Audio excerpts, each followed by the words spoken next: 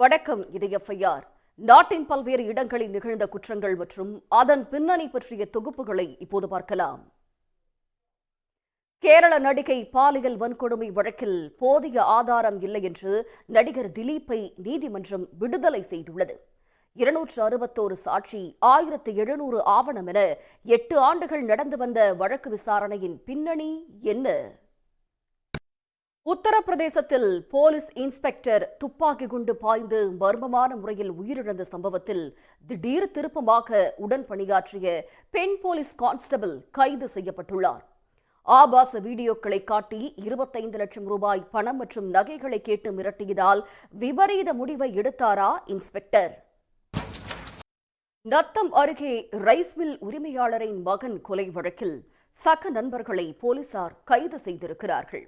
நண்பரின் தங்கைக்கு பாலியல் தொந்தரவு கொடுத்ததால் திட்டம் போட்டு தீர்த்து கட்டியவர்கள் சிக்கியது எப்படி? பாலிவுட் இயக்குனர் விக்ரம் பட் அவரின் மனைவியோடு கைது செய்யப்பட்டுள்ளார். 30 கோடி ரூபாய் மோசடி செய்திருப்பதாக எழுந்திருக்கும் புகாரின் பின்னணி என்ன? FIR-இல் தொடர்வது சிறிய இடைவேளை. நெல்லையில் தீயணைப்புத்துறை துணை இயக்குநரை லஞ்ச வழக்கில் சிக்க வைக்க முயன்ற கும்பலைச் சேர்ந்த 5 பேர் கைது செய்யப்பட்டிருக்கிறார்கள்.